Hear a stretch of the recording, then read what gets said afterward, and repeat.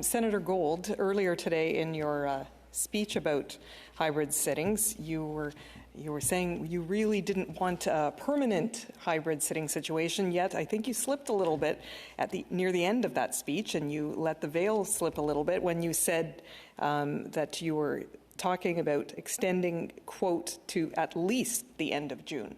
So what is the real answer of when you want to actually extend hybrid sittings until? Because you definitely said at least until the end of June.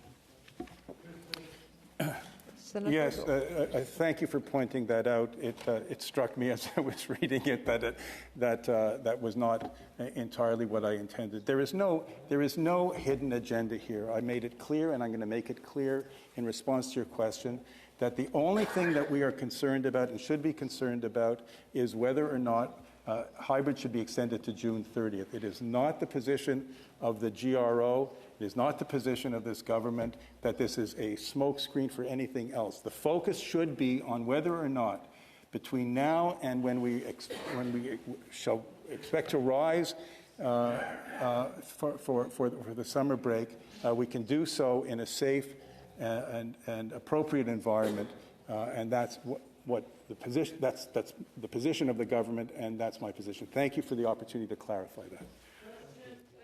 Senator Batters. Yes. Also, in the remarks that you just gave, you were indicating that the health information that you provided was from the Senate and not from PMO or anything like that. Are you speaking about the health information just simply being the total of the number of people who have contracted COVID in the Senate and the parliamentary precinct over the last little while? Is that the health information you're talking about? Because wouldn't you agree, Senator Gold, that what Senator Plett and now Senator Seidman are requesting is actual health information about guidelines, about opinions and guidelines about how to do in-person meetings safely from the federal government? That's the kind of information that we're requesting. Senator Seidman is requesting a letter from Dr. Theresa Tam, the Public Health Officer of Canada, to outline how we can do these things. That's the sort of health information that we're talking about. Is the health information you were speaking about merely just totaling up who might have COVID, whether or not that was COVID, simply a positive test, but really minimal symptoms, ranging to people who are fairly sick with COVID? Thank you for your question. Again, let me be clear. I was responding in the context of allegations or insinuations that somehow there was some sort of secret plan here, either in the words, as Senator Housakis surmised or wondered out loud sort of what meetings might have taken place. Well, the answer is no. The information upon which I based my conclusion that it was appropriate to extend it, and presumably the information upon which the other senators and leaders who supported the prolongation to June, is a combination of things. It's evidence, or it's information from the Senate about the cases in the precinct. It's evidence that is publicly available in terms of the situation not only in Ottawa or in Ontario, but in other provinces.